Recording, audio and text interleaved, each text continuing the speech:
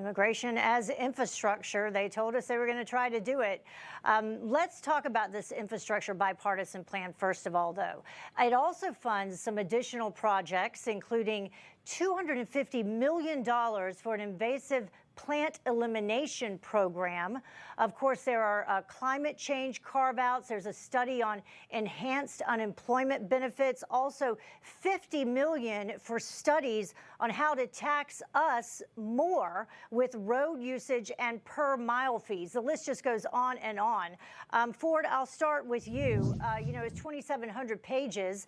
I started trying to go through some of it last night, but it's pretty much impossible. But there's a lot of pork in it.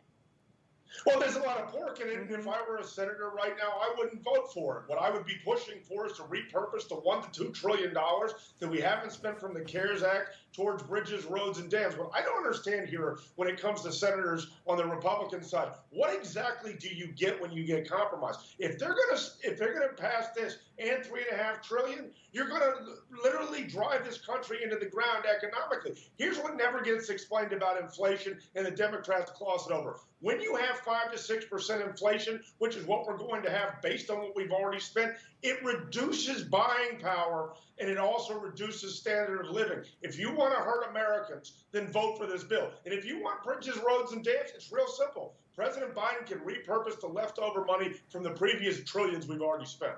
Yeah, Melanie, they're not just waiting on this $3.5 trillion reconciliation plan. They're also within this particular infrastructure bipartisan bill spending $2.5 billion in green energy subsidies for schools and nonprofits. But this was supposedly going to be the traditional infrastructure issues that they were spending money on.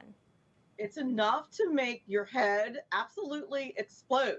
Do they have a magical money tree that we're unaware of? They're throwing these numbers around, trillions and trillions of dollars, as if it doesn't affect the economy. And to Ford's point, if you want to destroy the economy, if you want to have a negative effect on the average American, you pass a bill like this. Inflation is going to go through the roof. And you know who's really going to affect? The middle class and the poor, believe it or not, the people that they claim that they're trying to help. Yeah. Yeah, Bob, go ahead, because we've talked about that, how it's going to impact everyone. Yeah, people don't realize, look, if inflation takes off, and I think it will, if you spend $3.5 trillion, we do not need to spend right now on top of a $1 trillion bill that might actually get through. You're going to have inflation, and the people with money, they will find ways to beat it. The people on the lower side of the economic stratus, they will not. They will be penalized by inflation, penalized by unemployment. This could be really ugly. And I just think this is a stupid thing. We don't need to do that. Our economy is recovered. We're back to where we were before as far as the absolute number of GDP. We were up 6.5% last quarter. We continue to grow. I just think it's outrageous. Didn't mean to interrupt Melanie there, but I agree with her. Yeah, Dennis, but yet Congresswoman Alexandria Ocasio-Cortez also coming out slamming Democrats for not backing the eviction moratorium. Listen to this. Yeah. The House and House leadership had the opportunity to vote to extend the moratorium. And there were many, and there was frankly a handful of conservative Democrats in the House that threatened to get on planes rather than hold this vote. And we have to really just call a spade a spade. We cannot, in good faith, blame the Republican Party when House Democrats have a majority. So, Dennis, your comments. Well, I think the Republicans ought to, embrace her to some degree because she is doing a great job dividing her Democrat Party. We had this issue when we had the majority. We had our factions. She is definitely going to be one of the reasons why the Republicans take the majority in the next election. Let me tell you something. This moratorium on evictions is like price controls. You're trying to interfere with the natural laws of finance and economics. It isn't going to work. What are the landowners going to do? I mean, how do they maintain their buildings? How do they pay for the insurance? How do they pay for the taxes if they can't get their tenants to be paying? I mean, this is an absurd cycle that she is pursuing, and it's only going to work to the detriment of her party, and the Republicans ought to just let her go and run with it.